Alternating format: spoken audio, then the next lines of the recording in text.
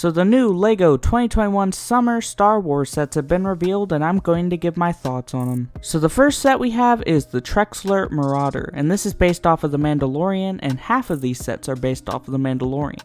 And I'm really happy about that because we have been getting very few Mandalorian sets, and I love the Mandalorian show a lot, and I actually plan on getting every Mandalorian set, at least the minifigure scale ones. But as for this set, I actually really like it. I like the design of the build, I think that looks really good. The minifigure selection could have been a little better, but I love the new Grief Karga minifigure, and the Mortar Trooper is also really cool. The second set is the Slave One, which was originally thought to be based off of Episode 5, but it's actually based off the Mandalorian. And I'm glad that it is, because if it was based off of Episode 5, I probably wouldn't be getting this set. And it makes me glad that I haven't gotten any of the previous Slave One sets. It is in that smaller scale that they've been doing for the sets this year, but I have no problem with that. And it means I won't have to spend as much money. And for the minifigures, we get a great new Boba Fett minifigure, and the same Beskar Mandalorian minifigure, which is a really good figure still. The next set is Moff Gideon's Light Cruiser, which is now the most expensive set based off of the Mandalorian. And I think this set looks really good. I've seen a few people not liking this set for some reason, but I don't really see any problems with it. I just think it looks really good.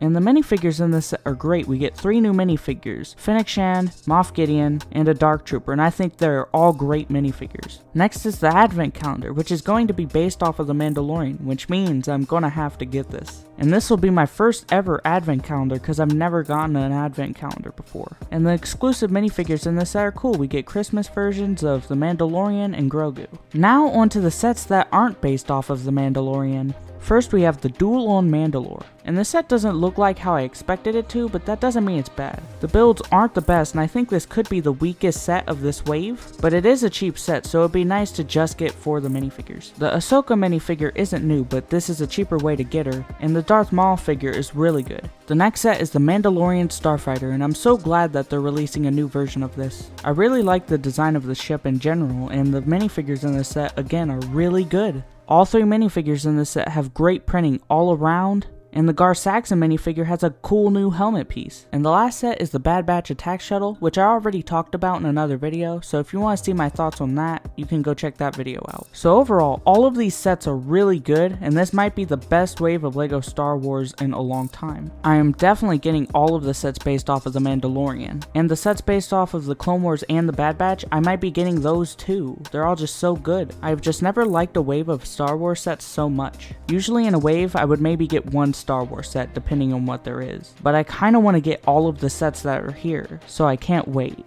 And I'm so glad that they finally made a bunch more Mandalorian sets, because so far they've only been making like 1 set per wave. But anyway, that's all I have to say, so see you next time, goodbye.